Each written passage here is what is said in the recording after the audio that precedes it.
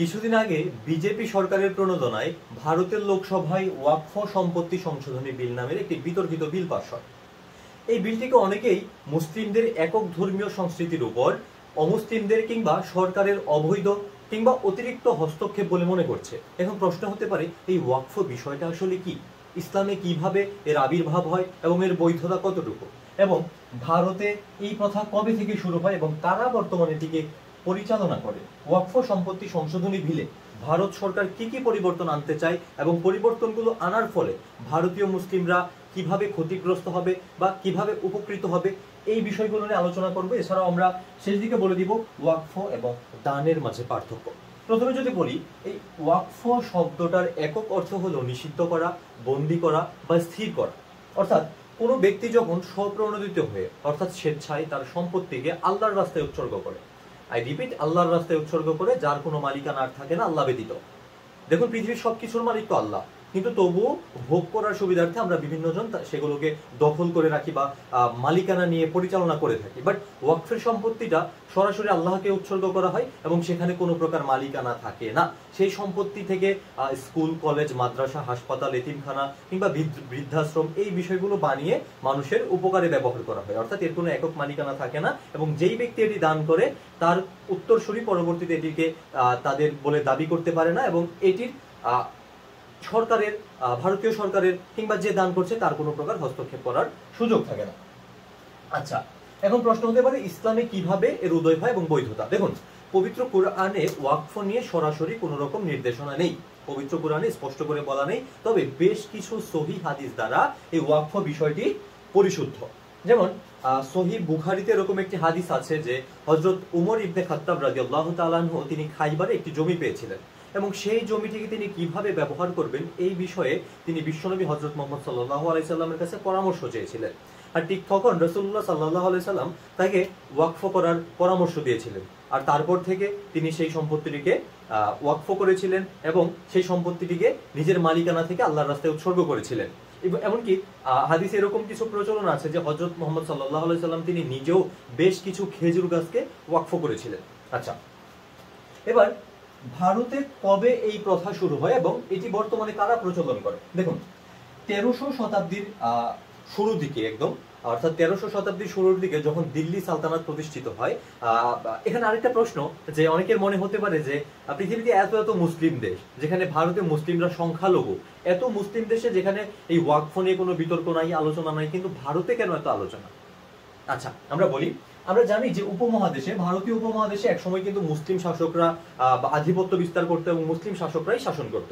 তো সেই সময়ে দিল্লি সালতানাত যখন ছিল 1300 শতকের দিকে এই ওয়াকফ বিষয়টি প্রচলন হয়। তখন থেকে আনুষ্ঠানিকভাবে এটি প্রচলিত হতে থাকে এবং ধীরে ধীরে বিস্তৃতি লাভ করে এবং এক পর্যায়ে 1913 সালে এসে মুসলিম ভ্যালিডেটিং অ্যাক্ট 1913 সালের মাধ্যমে এটি একটি প্রাতিষ্ঠানিক বৈধতা লাভ করে। ব্রিটিশ সরকার একে প্রাতিষ্ঠানিকভাবে বৈধতা দেয় এবং পরবর্তীতে 1954 সালে একটি আইন জারি করা হয় এবং সেই আইনের মাধ্যমে মোটামুটি 28টি রাজ্যে 1954 সালে আইনটি জারি করা হয় এবং 64 সালে 28টি রাজ্যে মোট 30টি ওয়াকফ বোর্ড গঠন করা হয়। 28টি রাজ্যে মোট 30টি ওয়াকফ বোর্ড গঠন করা হয় এবং একটি ওয়াকফ কেন্দ্রীয় কমিটি থাকে যেখান থেকে প্রত্যেকটি বোর্ডকে পরিচালনা করা হয়। অর্থাৎ ব্যক্তি যদি এখন ওয়াকফের সম্পত্তি ওয়াকফ করে দেয় তাহলে সেই সম্পত্তিগুলো এই ওয়াকফ বোর্ড পরিচালনা করবে এবং এই ওয়াকফের একটা নির্দিষ্ট কমিটি থাকে, এমনকি তাদের একটি ট্রাইব্যুনালও থাকে। একটু মনে রাখবেন, সামনে আলোচনায় আসছে যে ওয়াকফের একটি ট্রাইব্যুনালও থাকে যেখানে এই সম্পত্তির কোনো প্রকার বিরোধ, কোনো নিষ্পত্তি কিছু হলে সেই ট্রাইব্যুনাল থেকে সমস্ত সিদ্ধান্ত দেওয়া হয়। আচ্ছা, সবশেষ 1995 সালে একটি ওয়াকফ অ্যাক্ট আসে। 1995 সালে সেই ওয়াকফ অ্যাক্টের মাধ্যমে এই যে ওয়াকফ যে বিষয়টা, এটা আরো বেশি বিস্তৃত হয় এবং আরো বেশি বিশুদ্ধ হয় এবং আইনের মাধ্যমে আরো বেশি শক্তিশালী হয়, যেখানে ভারত সরকার হস্তক্ষেপ করার কোনো প্রকার অধিকার রাখে না। পরবর্তীতে 2001 এবং 2013 সালে এটিতে আরো সংশোধন আনা হয় এবং আইনটিকে আরো সংশোধিত করা হয়। আচ্ছা, ওয়াকফ সম্পত্তি সংশোধনী বিলে ভারত সরকার 2025 সালে আসলে কি কি পরিবর্তন আনতে চায় বা কি কি বলছে তারা। দেখুন, ভারত সরকার যে পরিবর্তনের কথা বলছে তার মধ্যে বেশ কয়েকটি উল্লেখযোগ্য কারণ বা উল্লেখযোগ্য বিল বা উল্লেখযোগ্য আইনকে আমরা তুলে ধরছি। প্রথমত, তাদের দাবি এরকম যে কোনো সম্পত্তিকে ওয়াকফের সম্পত্তি দাবি করতে হলে সেই সম্পত্তির বৈধ নথিপত্র দেখাতে হবে।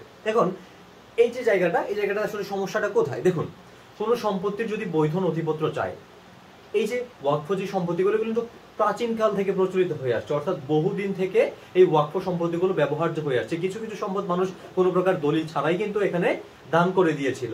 এখন ভারত সরকার যদি সেগুলোরও নথি চায়, এখন দেখা যাবে যে অনেক অনেক মসজিদ করা ছিল যেগুলো সরাসরি মুখের কথায় ওয়াকফ করেছিল। আমরা মুখের কথায় হয় না যে আমরা শুনি না যে আমাদের দাদারা মুখের কথায় জমি দান করে দিতেন, এরকম মুখের কথায় অনেক জমি দান করে দিয়েছিল।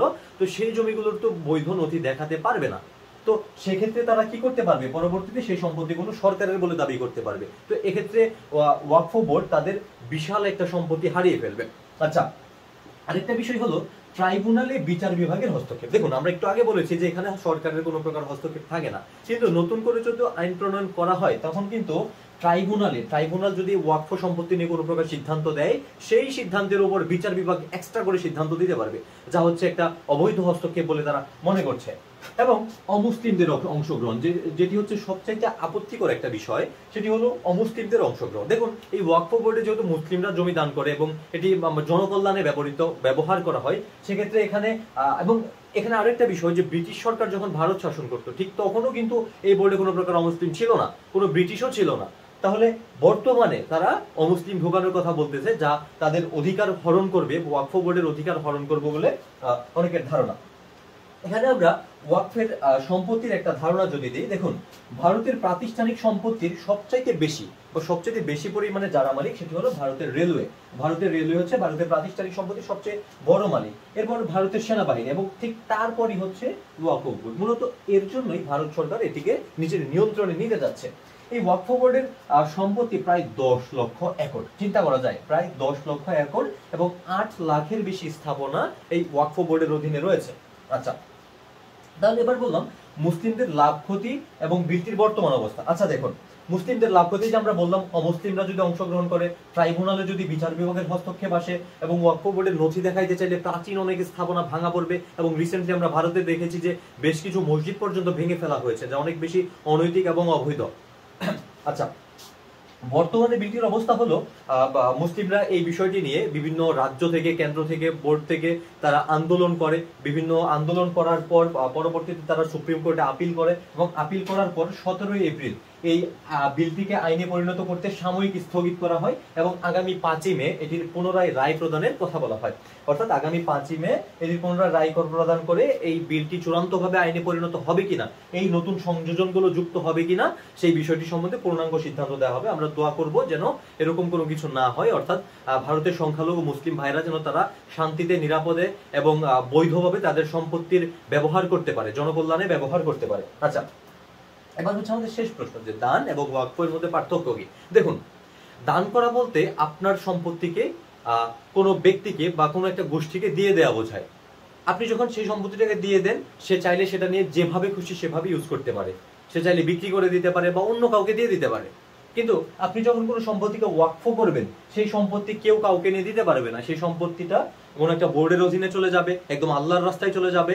সেই সম্পত্তিটা কোনো প্রকার বিক্রয়যোগ্য নয়, সেটিকে বিক্রয় করা যাবে না। কিন্তু দানের বিষয়টি কিন্তু বিক্রয় করা যায়। ধরুন আপনি কাউকে একটা গরু দিয়েছেন, একটা গরিব মানুষ, এখন সেই গরুকে কি করবে, বড় করবে না জবাই করে খাবে নাকি বাজারে বিক্রি করে দিবে, সেটা তার বিষয়, এটা হচ্ছে দান। বাট ওয়াকফ যদি করেন, আপনি ধরুন একটা স্কুল করে দিয়েছেন, সেই স্কুলে কারা পড়াশোনা করবে, কি করবে না করবে, বা স্কুলটি কি অন্য কোনো মালিকের কাছে স্থানান্তর করা যাবে কিনা, বিক্রি করা যাবে কিনা, এরকম কোনো নির্দেশনা নেই। অর্থাৎ ওয়াকফের সম্পত্তিকে কোনোভাবে বিক্রি করার সুযোগ নেই। যেটি ওয়াকফ করা হয় সেটির মালিকানা সরাসরি আল্লাহর কাছে চলে যায়, এটিকে বিক্রি করা যায় না। এটি হচ্ছে ওয়াকফ এবং দান।